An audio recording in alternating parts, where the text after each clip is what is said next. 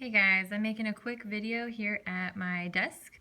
I just decided to hold my phone and press record, so sorry if it's a little shaky. I just wanted to clear up rotations a little bit for some of y'all, because I know I was there to talk to a few of my classes about it, but not there for my B-Day classes. So, rotations. There's a lot of different ways you could do this, a lot of different ways to teach it. Let me show you one way that I found to be super useful. So let's just like make a random point. Let's go 1, 2, let's do the 0.31.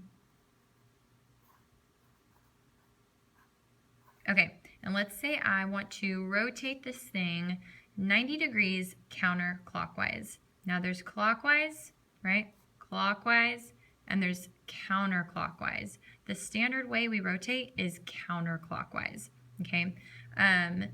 Like we say that this is quadrant 1, and then it goes 2, and then 3, and then 4.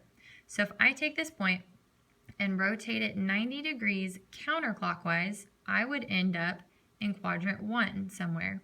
If I take it 180 degrees counterclockwise, I'd end up 90, 180 somewhere in quadrant 3.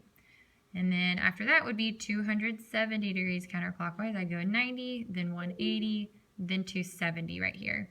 And then of course if it said rotate it 360 degrees, it would take you all the way back to the point itself.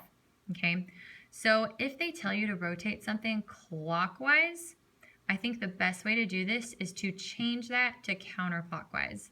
Okay, for instance, if they say rotate this 90 degrees clockwise, well, 90 degrees clockwise would bring you somewhere over here. Think about what that is the same as if you go counterclockwise. Okay, so 90 degrees this way is the same as 90, 180, 270 counterclockwise. So if they say rotate it 90 degrees clockwise, I would change that to 270 degrees counterclockwise. So going counter is always going to be easier. Okay, so here's a little trick that I picked up along the way doing this. You can memorize the rule for rotating it each like 90 degrees, 180, 270. There's a rule that you could memorize for all of them. But really, this is what you're doing every single time. If you take your coordinate and you want to rotate it 90 degrees counterclockwise, you take your y value and you negate it, meaning you change the sign on it, and then you flip your x and y, okay? So 3, 1 would become the point, negate this one to become -1, and then you flip your x and y. So -1, 3 is what it would become. So let's look at where that is. -1 of 1, 2, 3 right here. -1, 3. Okay, cool. So that would be a rotation of 90 degrees. Now let's say, here's your original point. They want you to rotate it 180 degrees counterclockwise. So not here, but another 90 degrees. Well, again, you could memorize that rule, or you could just do what we just did, but do it twice if we want to go 180. So you would start here, you'd go once like we did, and do it one more time to this new point. You negate the y. So this time it's going to be a -3, and then you switch your x and y. So if you negate that, it becomes a -3, and then you switch them, it would be -3, -1. Let's plot that. -1, 2, 3, -1. -3, -1.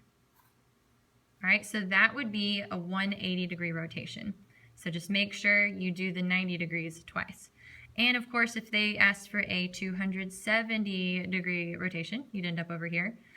Just do that same process. You do it 1, 2, 3 times. So we already did it once.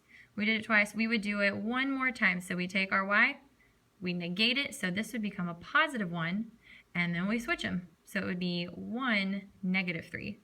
So let's plot that. 1, -1, 2, 3. Bam, right there.